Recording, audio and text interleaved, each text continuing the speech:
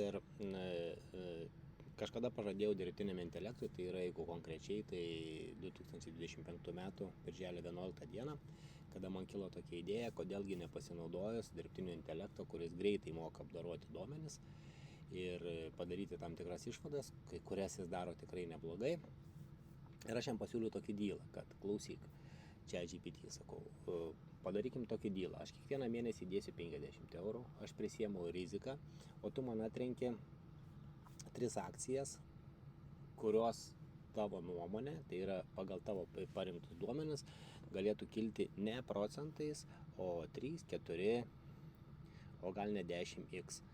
Ir mes sutarėm su juo, kad kiekvieną mėnesį tiesiog jis atrinks man 3 akcijas, į kurias aš investuosiu 50 eurų. Ir arba, sakykime, kadangi investicijos daugiausiai yra Amerikoje, tai yra doleriais, tai yra $50 ekvivalentą. Ir kiekvieną mėnesį prieš darant atranką aš jam pateiksiu Excelio lentelę arba tekstą, kad jis pasakytų man, ką su tom akcijom daryti toliau, parduoti, pirkti, laikyti ar panašiai, ir atrinktų kitas papildomas 3 akcijas. Jos tai gali būti nebūtinai papildomas akcijas, galbūt jis pasakys, kad tų pačių reikia pridėti dar į portfelį, kažką parduoti, kažko atsisakyti, kažko papildyti.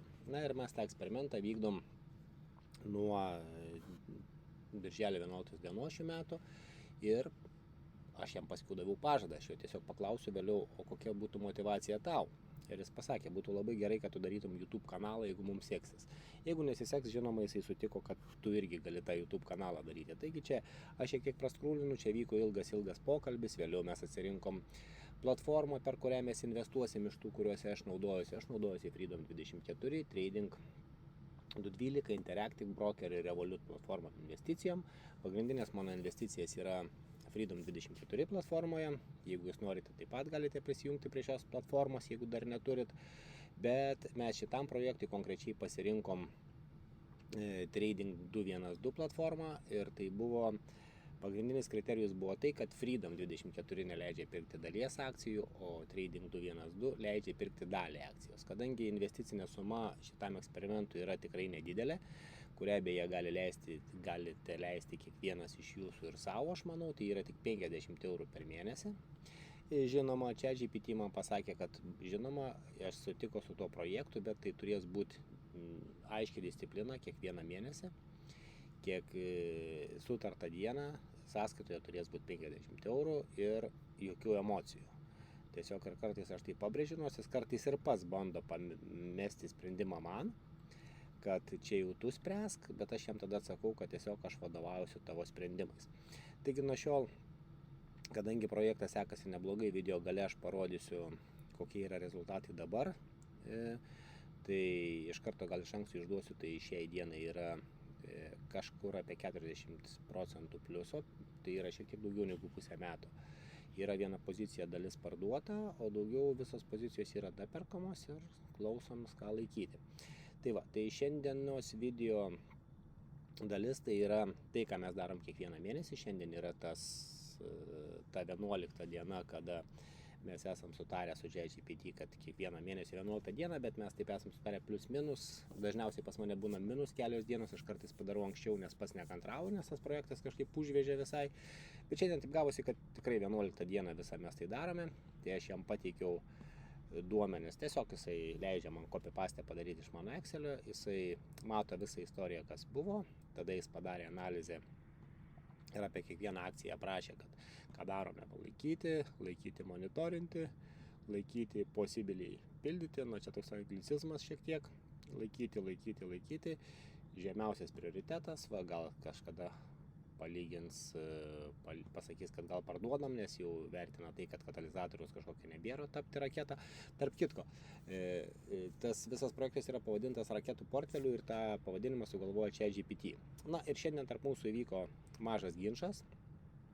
Tai yra, aš jam pasakiau, kad 50 eurų yra paruošta ir tiesiog kai birža atsidarys, aš jam šitą visą Excelio lentelės duomenis pateikiau šiandien ryte. Ir sakiau, kai birža Amerikos atsidarys, tai yra 15:30 Europos laiku. Ir jis man kažkodėl viską pasiūliau $75-80. Na, aš niekaip nesupratau, koks tai yra ekvivalentas, kaip galima 50 eurų paversti į $80, gal tai būtų geras biznis. Tai vėliau aš jam parašiau, kad klausyk, viskas gerai, ką tu siūlai, bet iš tikrųjų mes turim 50 eurų ir nieko daugiau. Iš pradžių dar pagalvojau, gal aš kažką praleidau. Tai vat jisai tada jau pasivertė ekvivalentą ir jis man pasiūlė šiandienos paskirstymą, ką mes darom šiandien. Taigi šiandien mes turėsim nupirkti papildomai šitų akcijų, tai yra IQNQ, RKLB, ASTS ir ABCL akcijų. Žinoma, jis parašo trumpą komentarą, kartais aš, kada turiu daugiau laiko, paprašau, kad jis tiesiog argumentuotų, kodėl perka tas akcijas. Jeigu jūs paspausite like ir prenumeruosit kanalą, aš dabar nuo šiol tokios video darysiu kiekvieną mėnesį, tai kartais jūs pamatysite, kad aš paprašau jo, kad jis man argumentuotų, kodėl mes perkam būtent šitą akciją, arba jeigu jis įveda naują akciją, kodėl jis ją pasirinko, kokie katalizatoriai, kokie argumentai, kad mano, kad šitą akciją gali tapti raketa ir nekilti ne procentais, bet per artimiausią laikotarpį kilti ten x-ais, tai yra 2, 3, 4 ar galbūt ne 10x.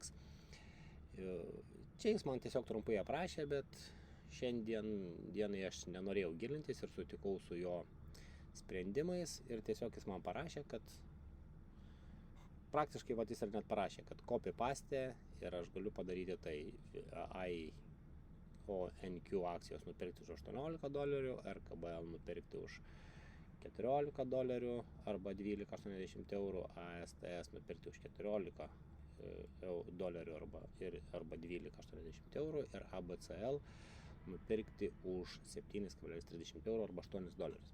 Ir žinoma, aš paskui viską suvedu į Excelį, kad jiem kitą mėnesį galėčiau pateikti, kad šitą dieną aš nupirkau. Dar beje, mes esam susitarę ir tokį dalyką, kad kartais, jeigu aš pats pastebėčiau, kad tam tikra akcija tiesiog greitai daro didelius pokyčius arba į viršų, arba į apačią, tiesiog į visą šitą topiką su ChatGPT aš jam parašau ir jis tada priima sprendimus, ką daryti. Kaip ir mes esam sutarę, kad sprendimai yra jo, o pinigai yra mano. Tai, tie mano pinigai tai yra 50 eurų per mėnesį, tai tikrai nėra didelė suma.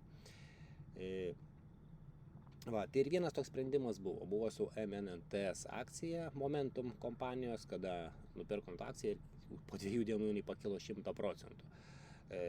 Kaip video gale matysit, kad aš parodysiu visą dabar raketų portfelį, kaip jis atrodo, tai dabar šita akcija yra minusinė. Bet po 2 dienų jis pasiūlė, kad iš tikrųjų mes galim 50% tos pozicijos parduoti, tai reiškia mes atsiėmėm visą sumą, kurią esame investavę ir dabar kas bus, tas bus. Jeigu šita akcija, sakykime, Momentum kompanija bankrutuotų, tiesiog pinigų gautųsi, kad aš neprarasčiau, mes mūsų projekte su ChatGPT neprarastumėm pinigų, nei 1 euro, nei 1 cento, o jeigu jinai kažkada išaus, tai jinai vis tiek išaus su tais pinigais.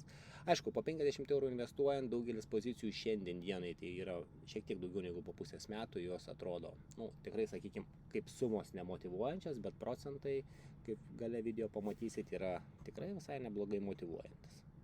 Mes dabar darom tai, ką parašė ChatGPT. Tiesiog šiuo video dalim aš noriu parodyti, kad tai yra labai paprasta ir mes užtruksim vos kelias minutės. Ir tai gali žmogus tikriausiai su minimaliu kompiuterio raštingumu. Ir tai visiškai nėra sudėtinga. Tiesiog aš esu atsidaręs dabar Trading 212 platformą. Ir ką mes dabar darysim, jisai čia duoda paiešką, tai pirmoji akcija, kurią mes turim nupirkti, yra ONQU, įvedam ją į paiešką, iš karto vedė į paiešką, mes matom, kad šitą akciją surado ir mes darom pirkti. Taigi, iššoka langas, Trading 212 platformoje viską galima rašyti eurais, jis pats viską konvertuojasi, todėl aš ChatGPT ir prašau, kad jis rašytų eurais. Taigi, paprasčiausiai aš rašau, ChatGPT buvo parašęs, kad aš turiu investuoti $18 arba ekvivalentas tai yra 16,50 eurų. Parašau, kad aš šitą dalyką perku, paspaudžiam pavedimo peržiūrą. Trading 212 išmes, kad mes dabar pirksim 0,375 akcijos. Komisiniai yra nemokami. Beje, tai buvo dar vienas iš kriterijų, kad Trading 212 komisiniai yra nemokami, jie ten pasiema dėl valiutos konvertavimo kurso ir yra kažkoks fiks mokestis, kuris jis pasiims už šitą pavedimą 2 centus. Tai siūsti pavedimą pirkti ir valiau, sako, įsigijai. akcijų po 51,63 dolerio, 0,375 akcijos. Gerai, su šituo sutinkam, perinam prie antro etapo. Sekanti akcija, kurią, kaip ir sakykime, sakė dirbtinis intelektas man nupirkti, tai yra RKBL. Kažką netaip įvedžiau. RKLB. Va, Rocket Lab Corporation. Spaudžiam pirkti. Ir šitos akcijos reikėtų nupirkti už 14 dolerių arba už 12,8 eurų. Padarom tą patį. Perkam ir sutinkam. Aš nebekomentuosiu, gal kiek ten nupirkam. Aš paskui sužiūrėsiu ataskaitą, kad galėčiau suvesti dirbtiniam intelektui, galėčiau sekantį mėnesį jam pateikti, kaip ten sekas ir kas atsitiko. Sekanti akcija yra STS. Va. Space Mobile, spaudžiam taip pat pirkti ir juos reikia nupirkti už 12,80 eurų, pavedimo peržiūra, siųsti pavedimą pirkti. Ir vėlgi tai viskas vyksta labai greitai, sklandžiai, be jokių sutrikimų. Ir paskutinė akcija, kurią mes turim nusipirkti, tai yra ABCL, kurios tikeris yra AB Calera, Biologics, ir spaudžiam pirkti. Va, šitų akcijų nupirksim daugiau negu vieną vienetą, nes jos yra labai pigias ir jų perkam už 7,3 eurų. Va, ir ką tik mes investavom 50 eurų kartu su ChatGPT,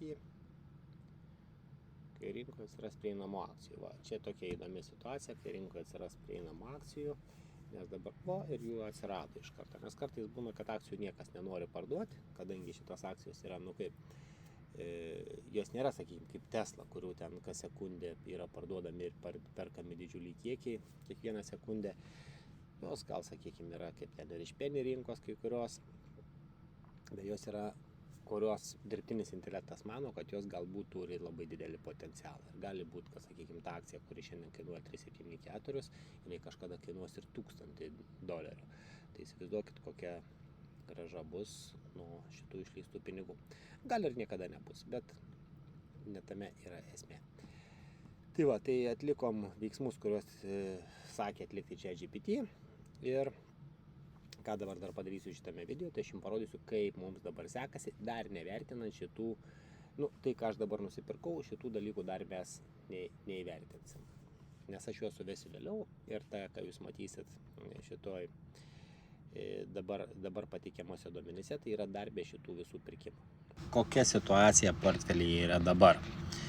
Taigi, aš visus savo portfelius veduosi į Yahoo Finansą. Man patinka dėl to, kad aš tiesiog paspaudęs vieną ikonėlę matau, kokia mano finansinė situacija. Ne finansinė situacija, o investicijų situacija yra dabar. Taigi, investicijos tą dieną pakilo, nukrito ir aš, aišku, ten irgi esu suskirstęs pagal portfelius. Taigi, bet šitame topike iš tikrųjų mus liečia tik tais raketų portfelis, bet taip jis yra užvadintas pas mane, tai šiuo metu jo vertė yra $363,57 ir kaip matote, jisai Yahoo Finanse paskaičiavimais, kurie ne visada būtinai yra tikslus, nes jisai negali įvertinti ten galbūt komisinių mokesčių. Jis gali įvertinti, bet aš juos nevedu, nes jie yra labai maži. Aš kažkaip gal nesu labai smulkmeniškas ir nekreipiu į dėmesio. Taigi dabar yra 39,80%. Čia yra įvertinta tai, kad buvo įvykęs pardavimas, nes maždaug prieš metus Yahoo Finanse pradėjo tai galėti. Kada tu galėjai, bet iš tikrųjų dar galim ir skaičiuoti kešą, bet aš to nedarau. Taigi dabar kokia situacija? Taigi akcija SRA. Aš atleiskit pavadinimų neprisimenu visų, nes tai yra dirbtinio intelekto projektas. Aš labai nesigilinu į tą, ką jis perka, tiesiog, kaip ir video pradžioje minėjau, aš tiesiog vykdau jo nurodymus, nes tai yra mano 50 eurų per mėnesį eksperimentas.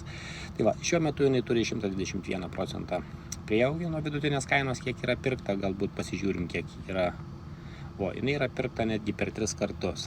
Tai bet nuo kainos vidurkį jinai turi prieaugį per 7 mėnesius pirkta 3 kartus, tai jinai turi prieaugį 121%. Toliau NDM turi 25 procentus prieaugį, NVTS turi 29 procentus prieaugį, kiek atsimenu, vienu momentu turėjo labai gerą prieaugį, bet kažkaip paskui liktai suvažiavo žemyn. Taip pat jinai net yra pirkta per 4 kartus. Space kompanija, SPCE, tai šiuo metu jin yra labai nedidelėme minuse, matysim, kas bus toliau. RKLB, kurią mes beje pirkom ir šiandien turi 61% pliusą ir kažkodėl tai čia GPT mato, kad ateityje bus dar geriau, jeigu siūlo dar pirkti. Toliau APLD turi 142% pliusą, Kitos, man atrodo, yra tik vienas pirkimas, Aš atsimenu, kada mes kalbėjom, kažkaip jisai ją paliko ant klaustuko, sako, tu rinkis. Ir vėlgi jis bandė permesti atsakomybę ant manęs, bet kažkaip aš, nežinau, aprašymę aš ten giliau gilinaus tada, kodėl jis man sako pirkti, man visai patiko, bet jinai turi 53, beveik 54% pliuso. ASTS, kurią mes taip pat pirkom šiandien, turi 18% pliuso. Matyt, jis turi argumentų, kodėl šita kompanija turėtų šauti į viršų ir tikrai tapti raketa. MRCI akcija 11%, ABCL turime minusą, AINQ, kurią pirkome šiandien, tai yra kvantinių kompiuterių kompanija, šiandien turi minusą. Man atrodo, yra tik vienas pirkimas, beje, kažkada dar dirbtinio intelekto projektų, kaip aš nedarėme to projektų, aš kažkaip stebėjau tą akciją, žadėjau įsigyti ir kažkaip stabdžiau save, nepirkau, bet be reikalo, nes tada kaina buvo tikrai maža. Dar ir dabar būčiau turbūt dideliam pliusė, gal net ne procentais, o X-ais. MNTS kompanija, tai minėjau, man atrodo, video pradžioje, kad šitos kompanijos dabar yra už $6.92 tik tais vertė, bet jinai buvo pirkta, bet jos yra dvi transakcijos ir viena jinai yra parduota. Viena transakcija buvo buy, o kita buvo sell. Ne visai 50% turbūt aš apvalinau, bet iš esmės tai jeigu pirkom už $16, už 15 jau pardavėm. Tai $1, sakykime, jeigu kompanija bankrutuotų, tai vis dėlto turėtumėm $1.20 minuso. Tai turbūt aš suapvalinau skaičius, bet nes tai buvo iš esmės psichologiškai buvo 50% pardavimas. Ir AIFF kompanija šiuo metu irgi yra didelė minusa, tai jinai yra kritusi per pus. Šiandien jis jos neminėjo, tai matysim, kas su jie bus. Galbūt jis kitą mėnesį pasiūlys ją parduoti, o galbūt jinai kitą mėnesį ir taps raketa. Taigi, ačiū Jums, kad žiūrėjote. Jeigu Jums patiko šis turinys, paspauskite like, prenumeruokite kanalą. Apačioje rasite nuorodas į visus brokerius, kuriuos aš naudoju. Galite ten ir pasinaudoti įvairiais bonusais, nes kai kurie brokeriai dovanoja akcijas už prisijungimą ir tikros sąskaitos atidarimą. Ir tada iki susitikimo kitą mėnesį, o galbūt kils idėjų ir kitiem projektam, pavyzdžiui, padaryti dividendinį to dirbtinio intelekto eksperimentą, dividendinių akcijų, nes aš pats daugiausiai, mano pagrindinis portfelis yra dividendinėse akcijose, aš juos investuoju į dividendinės akcijas, nes man tai patinka, kas savaitinis, sakykime, kadangi ne vienodų laikų dividendai yra išmokami, tai praktiškai kas savaitinis pinigų srautas į mano sąskaitą. Šiuo metu aš visus dividendus reinvestuoju ir iš to tikrai dar negaliu gyventi, bet turiu gerų tikslų. Taigi, iki susitikimo ateityje.